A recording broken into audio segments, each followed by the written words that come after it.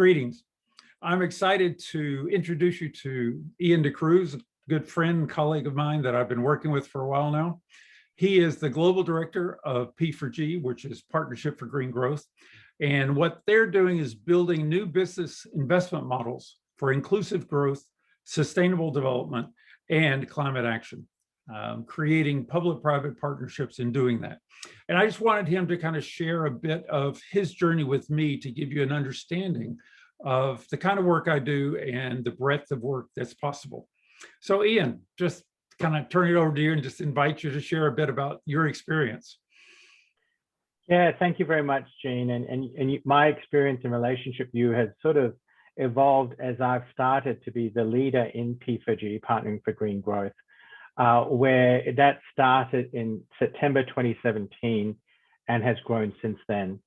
And we had this pivotal moment in January 2018, where I had to go to the World Economic Forum in Davos, a huge global forum where leaders come to bring their ideas forward. And I had been there previously, but very much in an advisory role, supporting other global leaders and other initiatives like the New Climate Economy. But this was the first time I had to represent P4G as a global leader. And I remember in our sessions with Gene that I talked about being an imposter, a fraud, that I wasn't worthy to attend this. What would I be able to say? How would I show up? I'm not a global leader. And Gene asked me, what do I want to do here? And I had a very clear vision. I was here to present this innovative new approach to partnerships that can bring governments, private sector, civil society together. And I had a clear sense of what that was, but what was holding me back was myself. I didn't come from an elite university education and upbringing. I didn't come from a family used to being on the global leader stage. I did not see myself as a global leader, but I had a clear sense of what I wanted to do. And what Gene really helped through our leadership and coaching sessions together is to unlock my best self representing that I knew what I wanted to do. And what was holding me back was very much my own self-perception of not being worthy to be on that stage.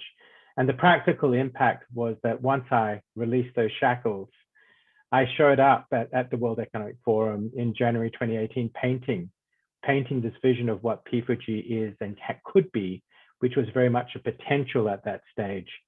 And the practical impact is that here we are on the precipice of our second global summit at the end of May in Seoul in Republic of Korea, really helping fill an important gap on the global stage, building solutions in developing countries through partnerships systematically that drive sustainable development, inclusive growth, and climate action.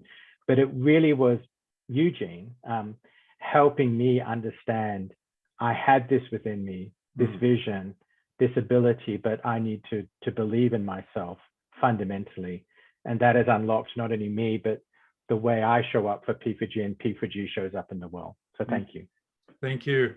And Ian, I think it's really interesting. This 10xTamworth that we're getting ready to do is in your home country of Australia. And so here we are getting to kind of turn the circle back around. And one of the things that I am committed to is really tapping untapped potential in leaders. And I think your journey is a description of that. On a global stage, and not everybody's going to be on a global stage that can operate at every level. I'm just curious if you could just, last few seconds we have here, if you could just share a bit about untapped potential within you that has been released, and maybe just a word about your team, the way in which your team has really kind of stood up in a totally new fashion. I think one of the things that you've taught me, Gene, is about how you see yourself and how you see others.